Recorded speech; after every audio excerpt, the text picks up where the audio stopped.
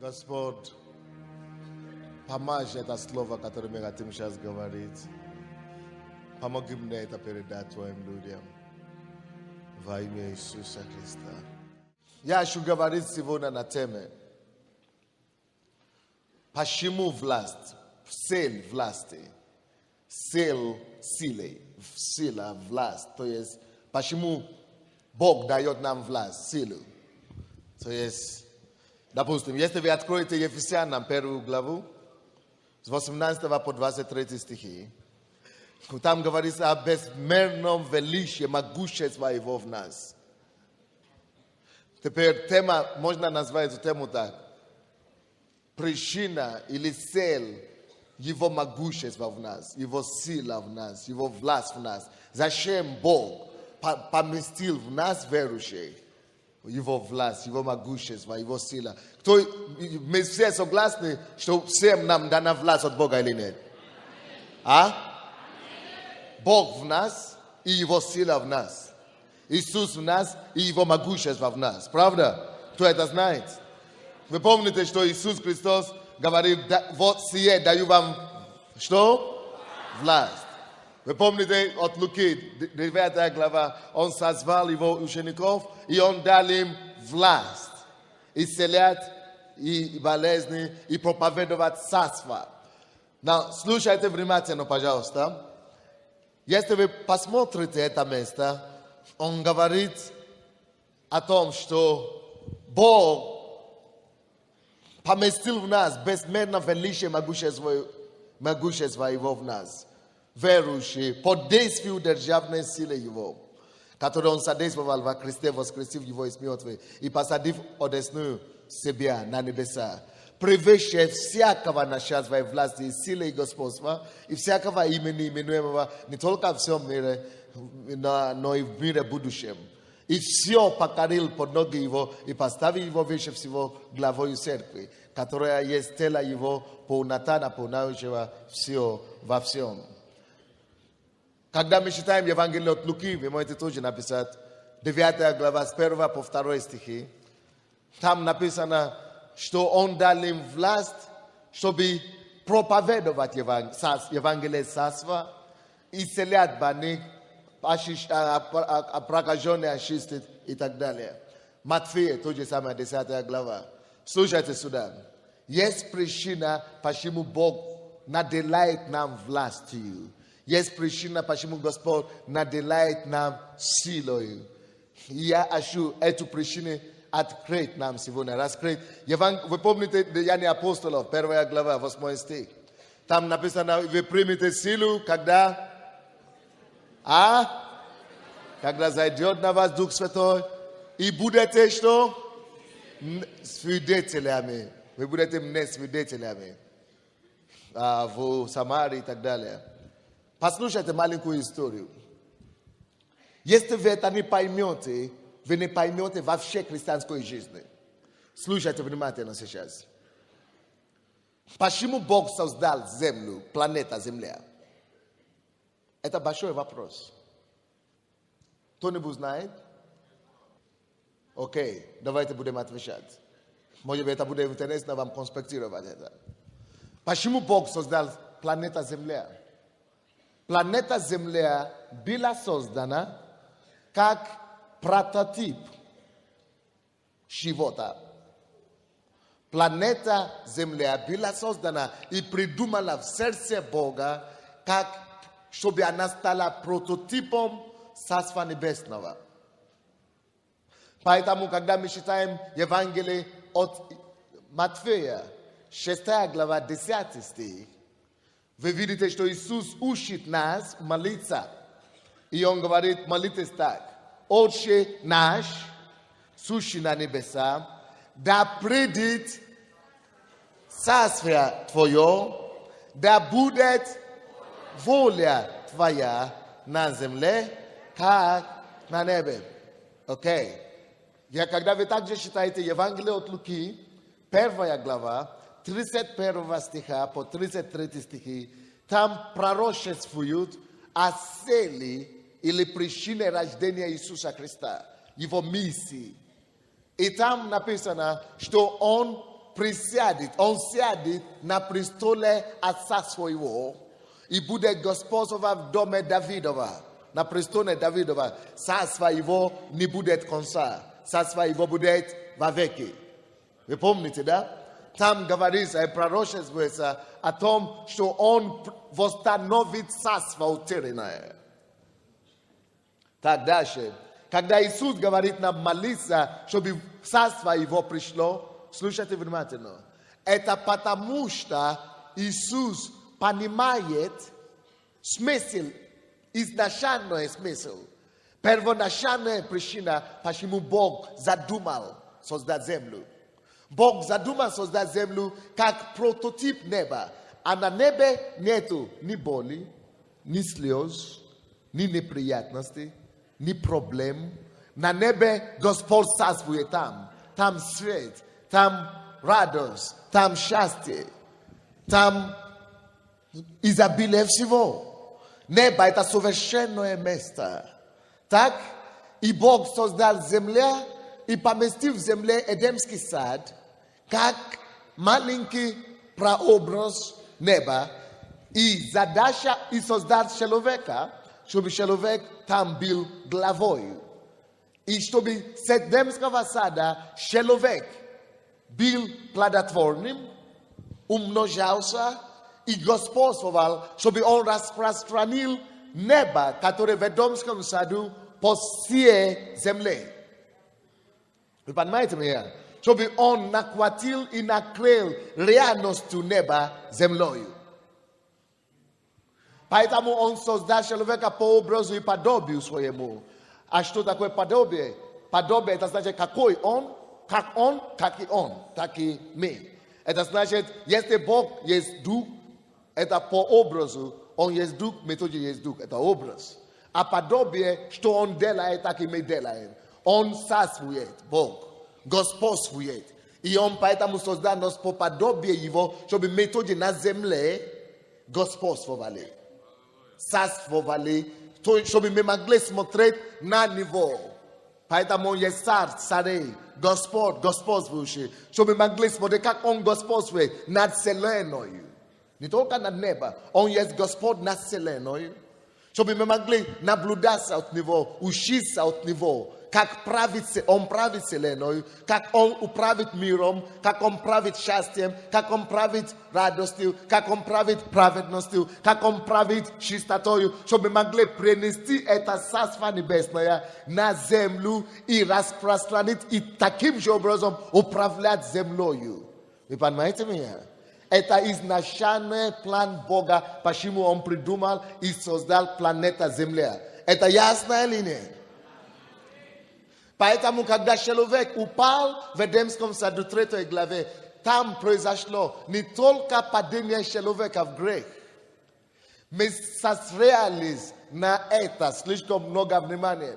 Самая большая потеря и самая большая трагедия – это не то, что человек упал в грех.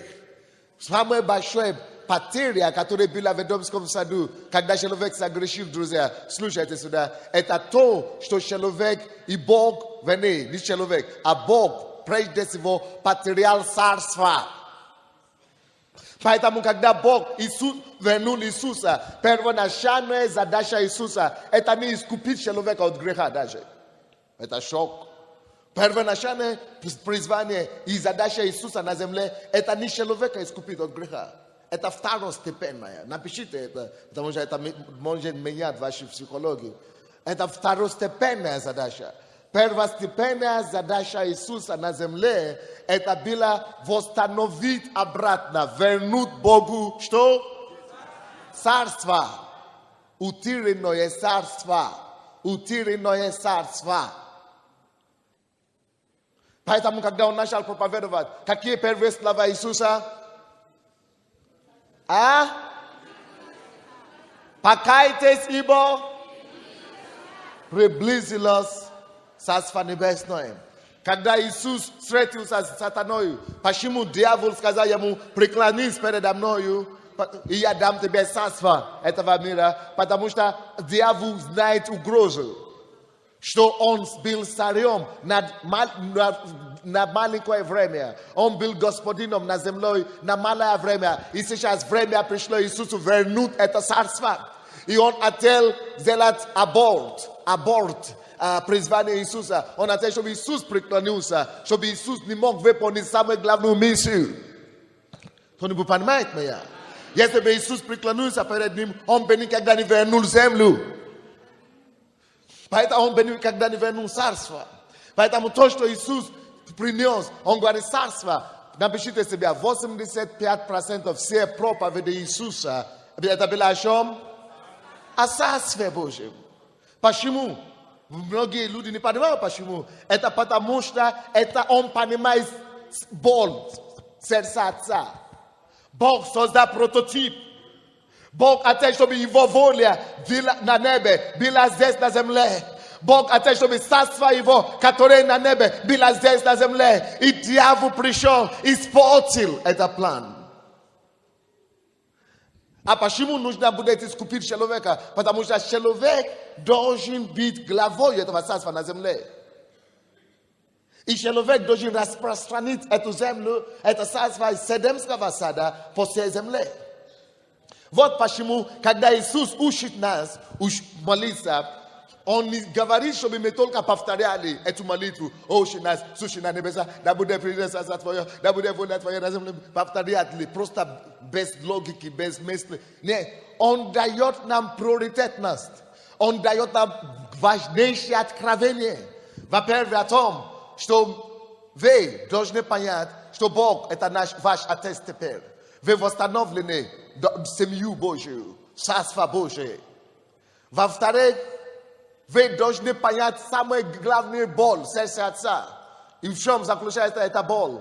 Он хочет, чтобы воля Его, которая на небе, чтобы жизнь, которая на небе, чтобы счастье, которое на небе, чтобы воля, то, что творится на небе, пришло на землю. Это Его боль, самое главное Его боль. Вы понимаете меня или нет? И поэтому он говорит, молитесь прежде всего так, да придет царствие Твое. И этим самым он дает нам, верующим, самое главное призвание и задача нашей судьбы. Слушайте внимательно. Если вы, как верующие, не живете для царства, вы не живете абсолютно. Значит, вы не живете в смысле. Но ваша жизнь не имеет смысла. Потому что причина, почему вы искуплены, иди сюда. Постой там сначала. Человек упал в грех. Он потерял трон. Иисус вернулся, пришел, взял его, поднял его обратно на трон. И этим самым через искупление Иисус уже принес нам царство, когда он сам пришел. Помните, он говорит, если я пальцем или перстом Божьим изгоняю бесов, то царство Божье уже пришло, наступило на вас. То есть он принес царство сам. Что такое царство Божье? Это совокупность явления Иисуса, жизни Иисуса. Что такое царство Божье? Это совокупность жизни Иисуса.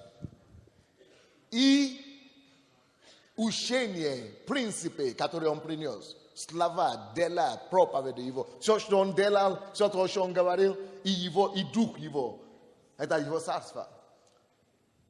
Он принес это царство уже. И он говорит, вот, я уже принес царство. Теперь, через мою смерть и воскресение, я искупил вас, человека. Слушайте внимательно. Он искупил нас. Что такое искупление? Посмотрите сюда. Искупление – это Адам, который упал. Теперь искуплен обратно вместо его изначального предназначения.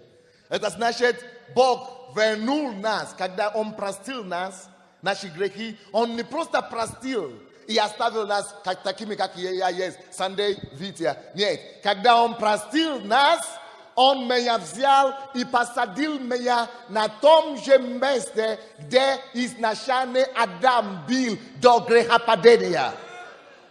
Друзья, искупление обозначает мы возвращены в Эдем. Это значит, и возвращено ко мне мое изначальное план, мое изначальное задание. А какое изначальное задание было? Распространить царство, как Божие, в котором я живу в Эдемском саду. А Эдемский сад – это теперь в Духе Святом, который во мне, в Иисусе, который во мне. Эдемский сад – это царство Божие, в котором я уже нахожусь сейчас. И это царство Божие внутри меня есть. Царство Божие внутри вас есть. Теперь моя изначальная задача – это с Эдемского сада, царство этого Божьего, накрыть царство мира сего. Это распространить царство Божие, понести его, царство мира сего, систему мира сего и доминировать, навязывать праведность Божию, навязывать принципы Бога на землю, на греховный мир, изгонять грех через праведность, принести доминирование истины вместо ложи, принести избавление вместо зависимости, принести здоровье вместо болезни. Это способы, но принести само царство Божие и этим царством накрыть землю. И когда я вижу себя, это то, о чем Иисус говорит. Вы теперь искуплены, теперь ваша жизнь искупленная только для одной цели. Слушайте внимательно. Ты искуплен. Ты вернулся в Эдем. Теперь ты опять в Эдем. Ты в Царстве Божьем. А изначальный план Божий такой. Вот это царство, которое в тебе, чтобы она накрыла мир. Накрыла земля. Почему? Потому что в Псалом 23, 1-2 стихи написано «Господня земля». Это значит, что эта земля не была потеряна дьяволу навсегда. Это еще осталось Господня. И после искупления Господь возвращает себе землю через искупленного человека. Через верующих людей. Сейчас Господь возвращает землю себе через нас. Каким образом? Когда я, как носящий царство Божье внутри, прихожу на любую территорию, любое село, любой бизнес. Вот почему, послушайте, каждому из нас была обещана земля. Вы помните историю Израиловой, детей Израиловой? Они были освобождены от Египта, рабства Египта. Им была обещана что? Земля просторную, обетованная земля, правда? Вы знаете, что это прообраз. В сегодняшний день мы все, нам каждому также обещано то же самое. Каждый из нас также избавлен от рабства Египта, мира. Так? Греха. И каждый из нас имеет своя земля обетованная. Слушай, что такое земля обетованная? Вот в этом зале 5000 человек или сколько-то. Слушайте сюда. Если смотреть сюда, земля, планета Земля, есть сферы жизни разные. Может быть 5000, может быть больше, миллионы сферы жизни есть. Земля, территории, земля. Каждому обещана земля. Это значит, моя земля, допустим, это социальная, быть проповедником. Это моя земля, Украина. Быть проповедником, быть спасителем Украины. Бог обещал каждому дать землю. Допустим, 3 мужчины еще, побежите со мной. Быстро. Допустим, земля, которую Бог ему обещал, это бизнес. Земля, есть разные сферы бизнеса. Допустим, торговли. Земля, которую Бог ему обещал, банковский бизнес. Земля, которую Бог ему обещал, может быть, учитель, школы, образование. Земля, которую Бог ему обещал, может быть, ministry, служение, евангелизм или что-нибудь. Каждый из нас имеет свою землю. Каждому из нас Бог обещал землю. Что это обозначает? Это значит, теперь, когда мы уже вышли из Египта, мы имеем поручение от Господа идти вместе с Царством Божьим, которое у нас есть, сила, власть, царство. Иди возьми обратно землю Богу, вернуть землю. Это направление бизнеса какое? Торговли. Вернуть торговли чистоте. Вернуть торговли праведность. Вернуть освободить торговлю сферы его деятельности от владычества система этого мира, от владычества на час, властей и духов злобы, и принести принципы Царства Божьего в этой области человеческой жизни. Вот что значит обладать своей землей. И это, когда вы читаете историю детей Израилевой, вы увидите, что они сражались врагами, которые держали эту территорию. То же самое сегодня.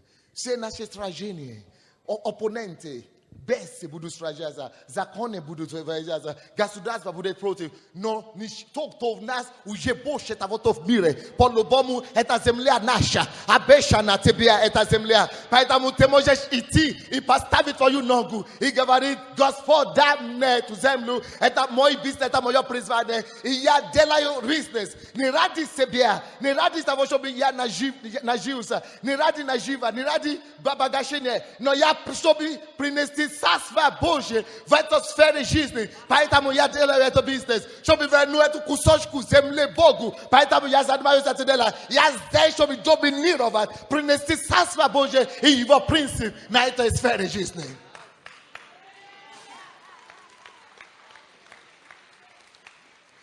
И таким образом можно пройти по каждому из них. Откуда знать, какую твою землю, которую Бог тебе обещал, чтобы ты ему вернул?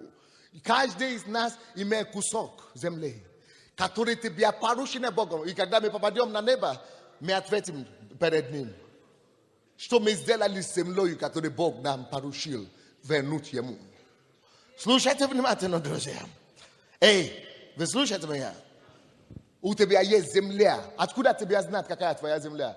У тебя есть какие-то заложенные в тебе способности. У тебя есть какие-то знания, приобретенные тобой. У тебя есть какие-то призвания, таланты, какие-то способности, которые Бог все внедрил в тебе, чтобы ты мог осуществлять то призвание, ту землю, чтобы ты мог через Царство Божье обрести эту землю и вернуть Ему. Вы понимаете меня? И когда сказали, допустим, Деяния апостолов, 10 глава, 38 стих, написано, что как Бог Духом Святым и силою помазал Иисуса Христа из Назарета, что Он ходил, благотворяя и освобождая всех обладаемых дьяволом, потому что Бог был с ним. То же самое с нами. Поэтому я проповедую на этой теме. Зачем сила? Иисус был помазан силою и Духом Святым и силою для конкретной задачи. Он ходил, выгонял бесов и на час, которые господствовали в данной территории. Поэтому он ходил, благотворяя, освобождая территорию и исцеляя всех обладаемым дьяволом. Этим самым утверждал Царство Божье, потому что Бог был с ним, Царство Божье был с ним. Все это было утверждено. Вот почему нам была дана система 12, друзья. Чтобы система 12 могло быть как штаб-квартира, где мы обсуждаем, как нам каждый взять нашу землю, как нам отвоевать систему этого мира обратно. Вот поэтому Иисус нам говорит: идите, проповедуйте Евангелие Царства во все земли, и только после того я приду. Это не значит просто где-то начинать церковку какую-то или что-то такое маленькую проповедь устраивать. Я хочу вам сказать, что во всех странах есть церкви. Но они такие ерундовые церкви, что царство не утверждают. Это то, что Бог говорит. Он говорит, не просто как-то говорит какие-то слова. Он имеет в виду, что вы идите навязывать Царство Божие. Идите побеждать систему этого мира, ценности царства. Идите управлять, одолеть этот мир, систему несчастья, через праведность Божию, через принципы царства. Идите господствовать, идите занять территорию, идите вернуть мне планету. Тогда я приду. В общем деле. Он не говорит о том, что все должны покаяться, тогда я приду. Нет, он говорит о системе, о реальности. Царство должно быть ощутимо в каждой земле, каждой народности. Только тогда он увидит, что да, все дано возможность, все нас слышали, все увидели проявление и реальности царства, тогда он сам придет. Вот о чем речь. Поэтому, когда он говорит, идите по всей за народа, идите проповедуйте все твари, вы думаете, он просто говорит, ну где-то там шумите чуть-чуть, или же церквушку какую-то. Он потерял царство. Его мечта вернуть царство. Он вернул нам царство, чтобы это царство могло охватить мир. Как она была издумана изначально, чтобы воля его на земле, на небе была как на земле. Была на земле как на небе. И тогда он придет. Вот почему мы живем. Алло, братья, сестры. Поэтому, допустим, когда мы читаем место Писания, которое говорится в Ефесянам, 1 глава, которую мы читали, написано, что его могущество в нас. Зачем? Зачем? Его могущество во мне, чтобы я мог взять царство, которое во мне, и этим царством идти, то есть город, ту страну, тот бизнес, ту сферу социальную, которая мне дано, и идти утвердить порядок Божий, праведность Божия в той сфере жизни, которая мне дано. Допустим, если вы призваны работать с школами, это значит, что вы должны сделать планы. Мы имеем Христовый. Наберите список всех школ города. Сделайте планы. Написано, кто в нас Божий, того в мире. Если в бизнесе, то же самое, мы имеем Христов, мы имеем мудрость Божию. То есть, вы видите, сражение будет, оппозиция будет. Но он говорит, народ мой, у вас будут проблемы, чтобы вы научились сражаться. Будут это, но знаете, что земля ваша. Но, конечно, есть верующие, которые тоже погибнут в пустыне, как те, тоже, потому что они не верили, потому что они не двигали в своей земле обетования. Но, друзья, вы не погибнете в пустыне. У вас есть Моисей здесь, который не погибнет в пустыне. И вы тоже не погибнете в пустыне. Мы возьмем эту землю обратно Богу. Слушайте, и каждый из нас есть свой кусок в этой земле, который нужно взять. Кто-то призван в образование, кто-то призван в бизнес, кто-то призван в школе, кто-то призван, куда еще бывает, в торговле, кто-то призван куда-то. Вы знаете это. Не просто занимайся какой-то маленьким киоском, бросьте это дело или маленьким магазинчиком. Не ради этого Бог вам дал способность и помазание. Сидите, просите у него мудрость, возьмите у него способность. Пускай он откроет ваши глаза. Увидите стратегии, как земли были отвоеваны в Ветхом Завете. Это то же самое. Бог отвоевал и доминировал, и охватил ими своим народом. Он охватил ими его царство, его принципы. Это то же самое сегодня. Место твоего призвания, это место твоего влияния, где ты должен принести реальность царства. Некоторые имеют влияние, сферы влияния город, некоторые просто район маленький, некоторые страну, некоторые весь мир. И наша церковь, мы уже знаем, поэтому она и миссионерская, наша сфера влияния не только в одном городе или в одной стране. Наше призвание это миссионерское, международное призвание. На весь мир мы будем красаться. Однако есть среди нас те, которые будут иметь влияние только на город или на район.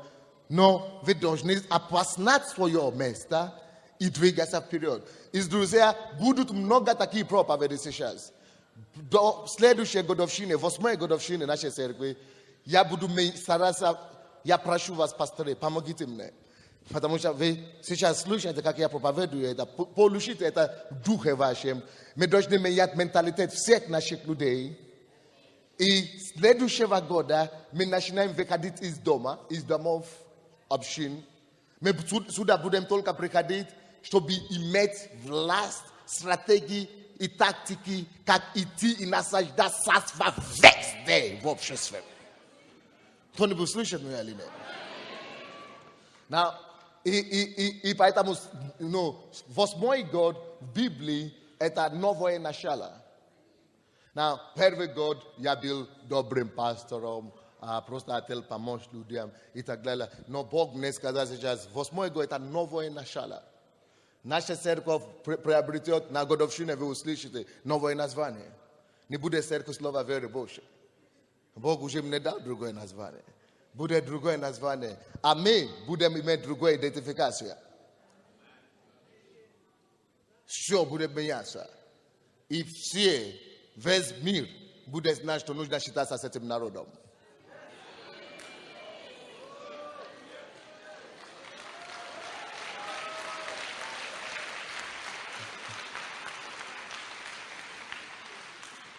Окей.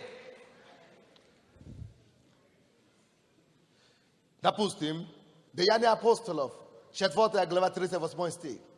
Написано, что там была власть, сила Божья с апостолами. И этой силою они потрясли Иерусалим и покорили Иерусалим. Тот город, который распяли Иисуса. Но помните, Деяния апостолов, 1 глава, 8 стих, когда они приняли, зашел на них Дух Святой, они приняли силу. И что вы думаете, они пошли в Иерусалим, Иуда, Самария, и покорили, чтобы быть свидетелями о царстве. Они приносили царство и утверждали их повсюду. Сила, власть, не для того, чтобы только исцелять болезни. Но, конечно, Иисус говорит, идите, больных исцеляйте и так далее. Но вот больные исцелять, вот прокаженные, благополучие дать бедному. Вот это все, это инструменты распространения царства. Но это не есть цель само по себе. Цель есть царство.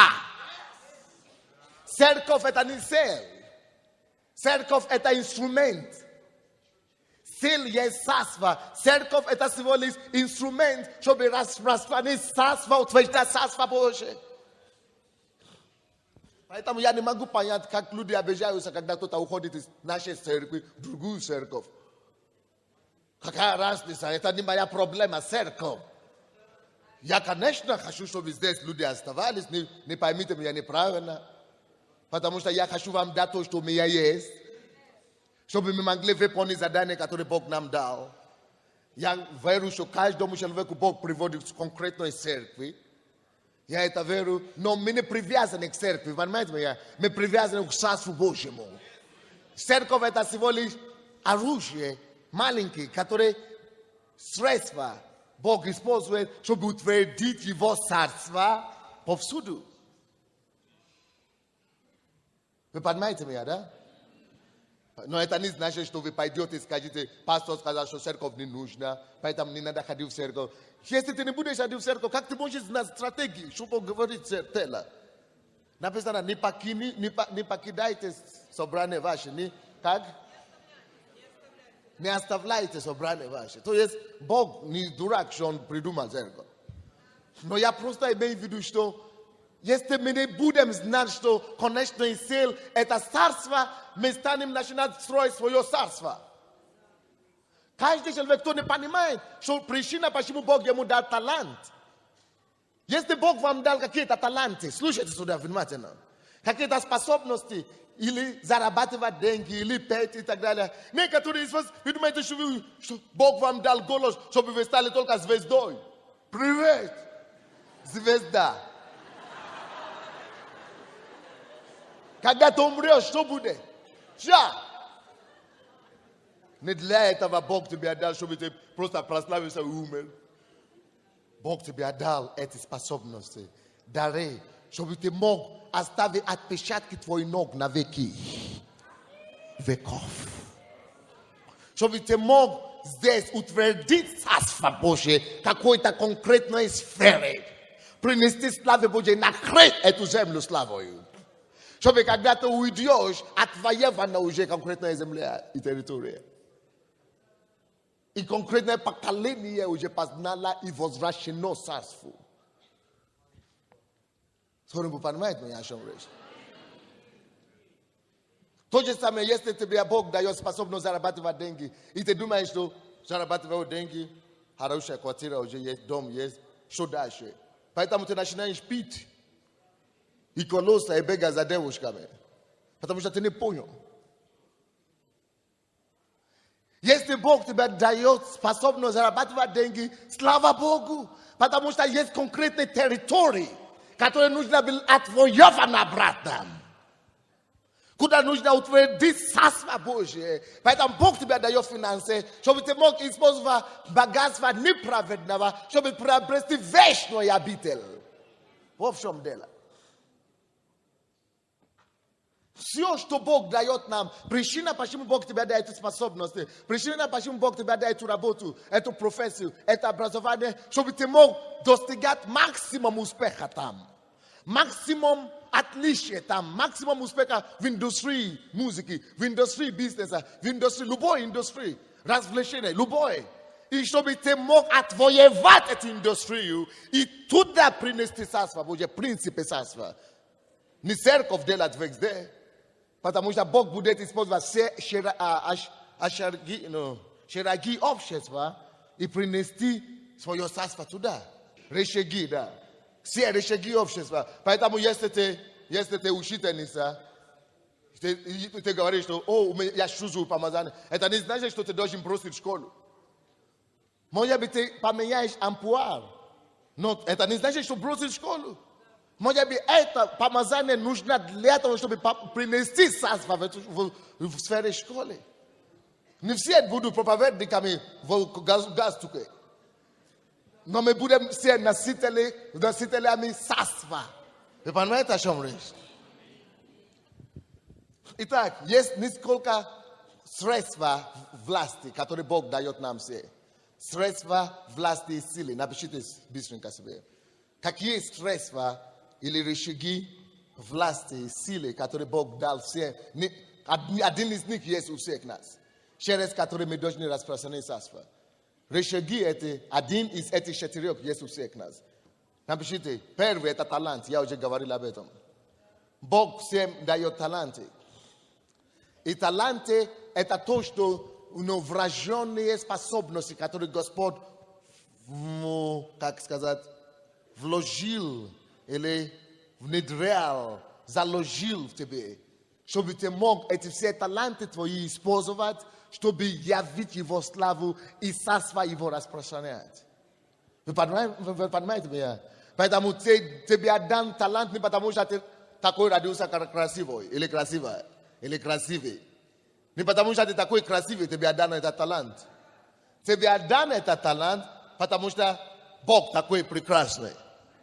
И Он доверяет тебе, чтобы ты отвоевал Ему и принес Его славу в определенную территорию. Кто-нибудь понимает мой язык? Для подтверждения напишите Евангелие от Луки, 19 глава. Это все история подтверждает. Это история, когда Бог дал людям таланты. Это человек, который принес 10 талантов. Он заработал еще 10, вы помните, да? Когда он заработал еще 10, вы знаете, что Бог говорил? Бог не сказал, эй, молодец, ты хороший парень, два ребята, подойдите сюда. Допустим, это заработал 10, а это, ничего не заработал. И Бог не сказал, молодец, давай, возьми 5 я тебе дал 10, ты уже еще 10 заработал, у тебя уже 20. Видишь, надо быть милосердным. Надо жалеть своего брата. Вот, из 20 у тебя. Но а тебе 5, возьми, подари брату. Бог так не мыслит, как мы с вами мыслим. А потом, когда никто тебе ничего не дает, ты думаешь, что ты уйдешь из церкви, потому что какой-то брат недобрый к тебе. Наоборот, Бог ожидает плодотворность от каждого человека. Бог сказал, ты дурак вообще. Извини, не ты. Но там написано. Ты же понимаешь? То есть, я пример говорю, да. Бог говорит, ленивый и лукавый вообще раб. И говорит, ты, полностью, давай, не то, что я тебе не дам. Представляете? У него один есть. Бог не говорит, чтобы ему подарили. Бог говорит, вообще, тот один, даже который у него остался, соберите у него. Соберите у него, и что? И подарите не тому, который 3 осталось, а подарите тому, у кого больше всего есть. Соберите у него. Kusoshki chleba, который осталось. И подарите тому, который умеет заработать и умножать царство, и утвердить царство Божие. Они, которые из вас, вы протянете рукой и ходите за милосердие. И вы думаете, что Бог милосердный Бог. Вы думаете, что Бог будет отбирать от богатых и вам давать, чтобы вас жалели. Сиди там. Загнешь там, если не будешь часто. Загнешься. Эй, слушайте сюда. Я не говорю о пенсионерах или о инвалидах и так далее. Но каждому из нас Бог дал удел. И то, что Бог ожидает от каждого из нас, если ты фотограф, занимаешься фотографией, там твоя почва даст тебе чем кормиться.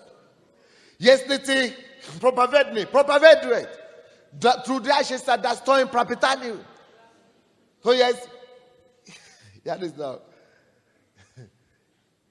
иногда мы просто оскорбляем Бога. Бог говорит, соберите у него это один, даже который у него еще остался. Потому что он не работал. Многие из нас, мы не зарабатываем, мы не набираем ни 12, ни учениками не набираем, ни учеников не набираем. И ищем благословения, чтобы кто-то за нас помолился, чтобы наши болезни ушло, чтобы кто-то нам что-то рассказал. А Бог говорит, ну слушай, мне хочется стукнуть его по голове. Это мы бываем такой милосердный пастор, чтобы все было хорошо. А Бог говорит, ну ты дрянный, ну, возьми у него то, что у него есть. Бог, почему он так поступает? Он ожидает, чтобы каждый, через талант, который он дал каждому, чтобы каждый имел шаги влияния, чтобы каждый использовал те способности, те таланты, чтобы откупить землю, чтобы отвоевать территорию, чтобы принести Царство Божие, чтобы Царство Божие еще больше распространилось каждым днем, и чтобы меньше стало влияние дьявола по земле, чтобы Царство Божие распространилось, и влияние Бога стало еще больше. Кто-нибудь понимает меня? Поэтому у вас есть что-то, что вы умеете делать. Может быть, вы умеете писать, может быть, вы умеете считать, может быть, вы умеете что-то молиться. Используйте все, что у вас есть. У вас есть что-то талант. Обнаружите и запустите на распространение царства. Спасибо. Второй рычаги царства власти, который вам дал. Если у вас есть талант, у вас власть. Это власть. Это сила. Талант – это сфера влияния. Вы можете использовать его как сферу влияния на благо для Царства Божьего. Чтобы распространить царство. Второй сфера влияния власти, рычаги власти и силы, которые Бог дал нам всем. Всем. Может быть, не всем, но у вас есть один из этих четырех. Это призвание. У разных из нас есть разные призвания. Допустим, кто-то призван по профессии, быть кем-то. Кто-то призван стать пастором, учителем. Даже можно сказать, что призвание – это быть мама. Быть мамой – это тоже призвание. Быть папой – это тоже призвание. Аминь. Быть отцом – это тоже призвание какое-то. Быть мамой – это тоже какое-то призвание, можно сказать. У всех нас есть разные призвания, правда? Слушайте сюда, друзья. Слушайте. Вот твое призвание – это твоя сфера власти, силы, через который ты можешь утвердить и понести Царство Божие по земле. Допустим, если ты мама, то, что Бог ожидает от тебя, это передать страх Божий твоим детям. Если ты муж, это способствовать твоему мужу быть носителем царства.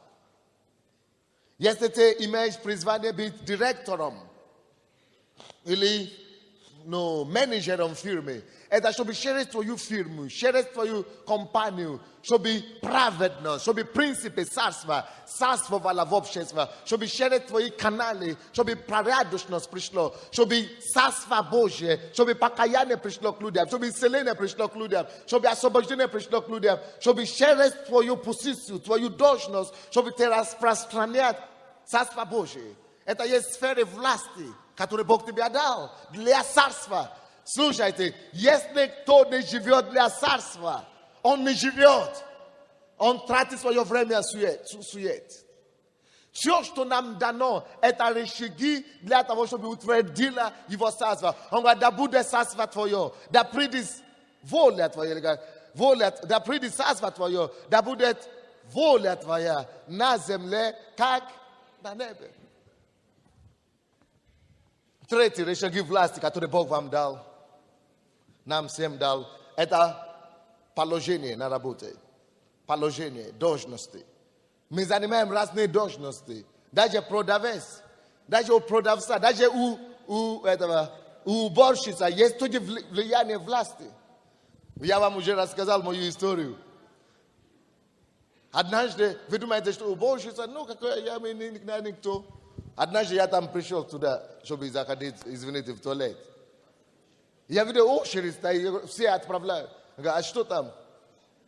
Оказывается, что эта уборщица стала героем там. Потому что это ее сфера влияния. Она говорит, нет, нельзя, здесь я все убираю, даже меня проглядываю. А потом она знала, что это паста, извините, вы заходите.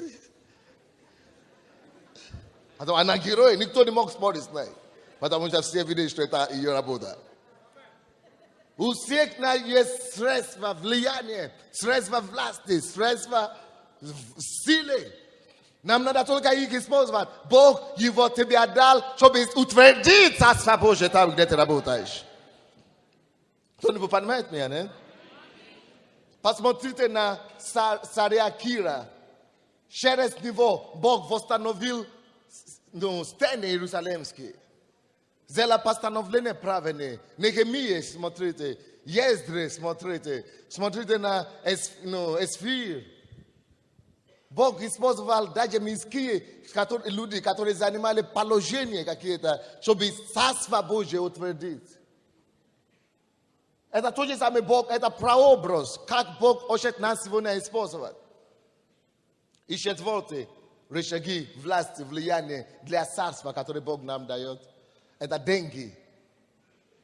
Наши деньги, это не только для колбасы и сыра. Наши деньги, это не только для риса и борща. Это хорошо, чтобы мы прожили жизнь. Но есть иногда лишнее, которое Бог нам дает. И мы должны стараться зарабатывать лишние деньги. Чтобы мы могли использовать эти деньги, чтобы продвинуть Царство Божие.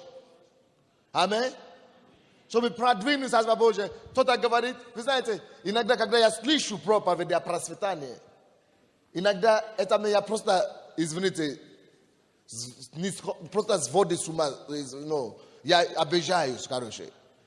Когда я слышу, как люди проповедуют проповеди о процветании. Люди не поняли ничего абсолютно. Но люди проповедуют процветание, как будто это для нас, чтобы я мог иметь что-то. Лучшая машина, лучший костюм, лучшее это самое. Но это ерунда. Бог не против, конечно, иметь лучшее. Но это не цель.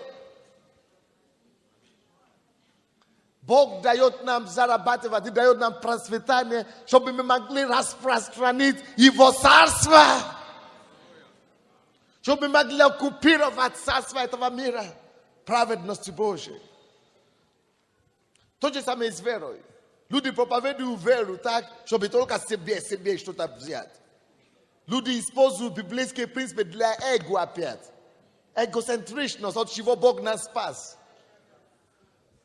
Наоборот, вера, вы можете, если вы хотите, используйте веру, чтобы иметь машину, иметь дом.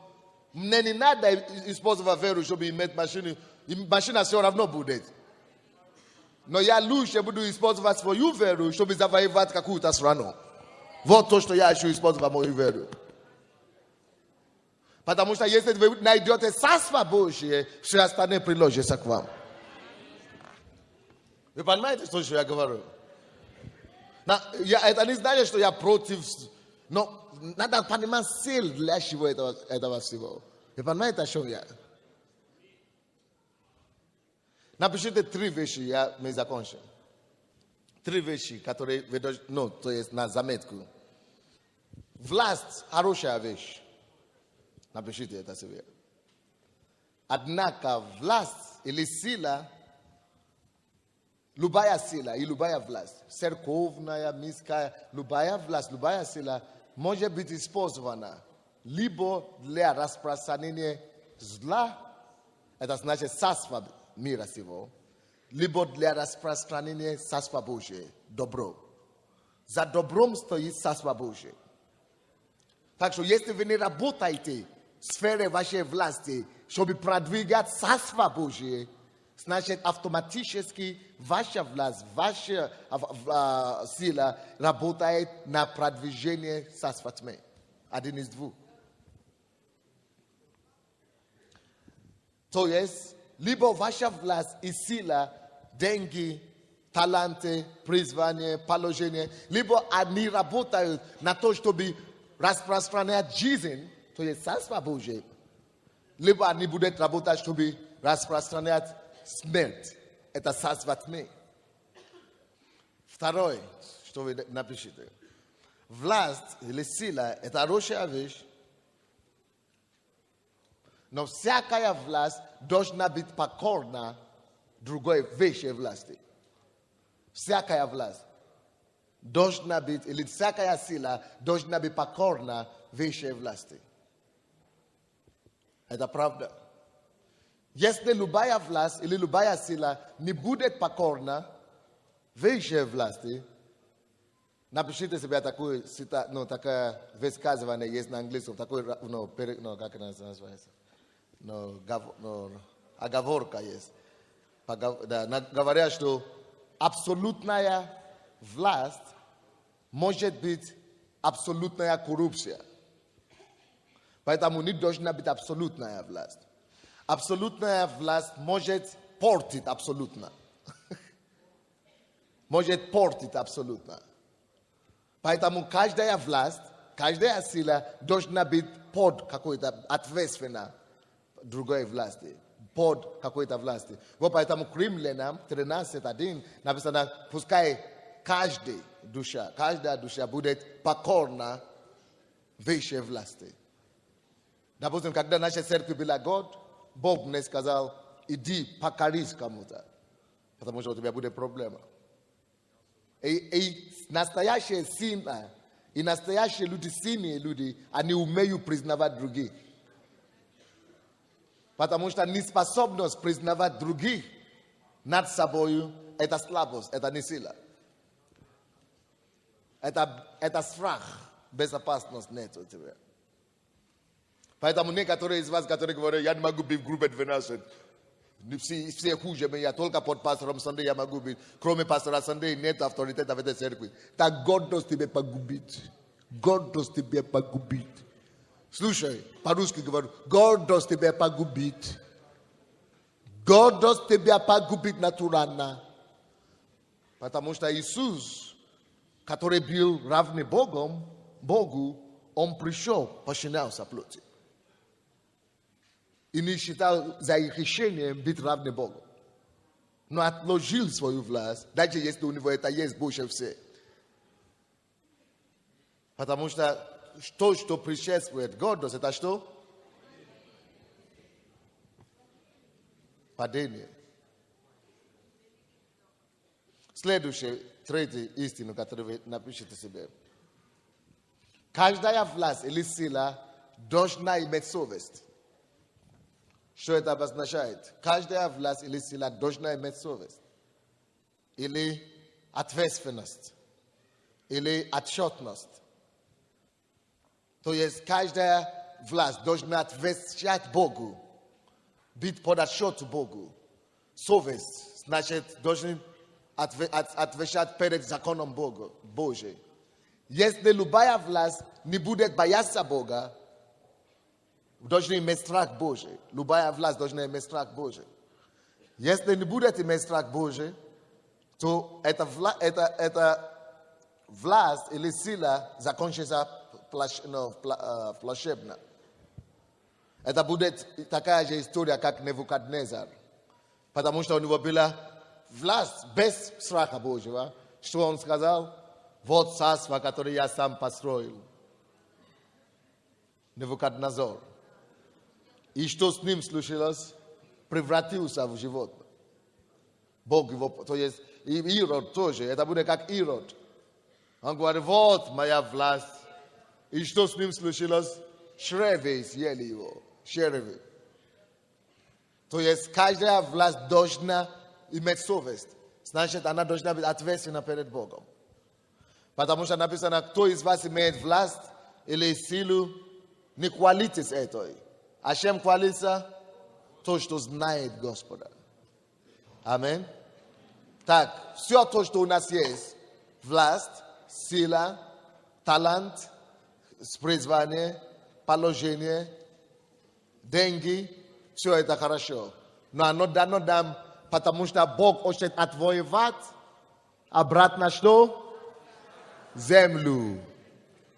От царства тьмы и утвердить чего? Царство Божие. Чтобы его воля на небе могло исполниться где? Кто понял? Преклоните ваши головы и скажите Господу все. Я отдаю себе для распространения Твоего царства. Я возьму свою землю. Я знаю, у Тебя есть земля для меня, которую я должен отвоевать. Помоги мне. И все Твои 12, молись за Твои 12. Потому что это Ты, Моисей, для них. Ты должен помочь всем им найти свои земли и отвоевать свои земли. И посвятить свой талант, твое призвание, твое положение, твои деньги, твою власть. Посвятить все Богу. Отдай ему обратно, чтобы он мог использовать их, чтобы через тебя утвердить его царство, распространить его царство по земле. Живи по-другому. Измени свое мышление. Нам всем надо изменить наше мышление. Мы здесь, чтобы отвоевать землю обратно Богу. Мы возвращены в Эдем для этой цели, чтобы мы могли распространить царство Божье, седема царство Божьего по всей земле. Поэтому мы приведены в это царство для такого времени, как это. Поговорите с Богом, чтобы Он помог вам, чтобы Он открыл вам, дал вам мудрость, как это делать.